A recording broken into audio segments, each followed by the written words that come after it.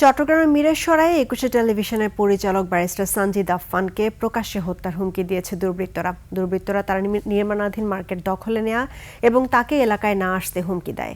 মিরসরাই থেকে প্রতিনিধি ইকবাল হোসেন জীবনের তথ্যচিত্রে ডেস্ক রিপোর্ট। নগদ নিয়ে এলো হার না মানা হার অফার।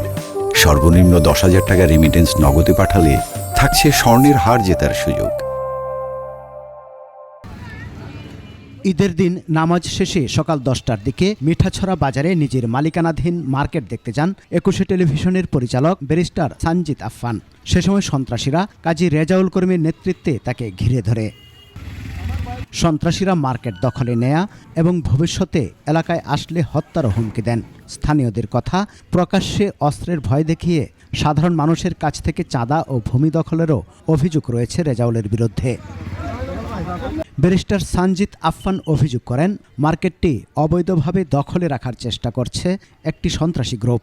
এ বিষয়ে স্থানীয় সংসদ সদস্য ও প্রশাসনের হস্তক্ষেপ কামনা করেন তিনি। মাননীয় সংসদ সদস্য এই বিষয়ে দেখবেন এবং প্রশাসন এই বিষয়ে দেখবেন। এইটার সম্পর্কে আরও ডিটেলস যদি জানতে আপনি রোডস অ্যান্ড হাইওয়ে, কোর্ট এবং কমিটি, বাজার কমিটি এবং সকল রকম ডিসি ওনারা পর্যন্ত আমার চিঠি দেওয়া আছে। মুঠোফোনে অভিযোগ অস্বীকার করেন সন্ত্রাসে অভিযুক্ত কাজী রেজাউল করিম। আর একাধিকবার যোগাযোগ করলেও এ বিষয়ে পুলিশের বক্তব্য পাওয়া যায়নি।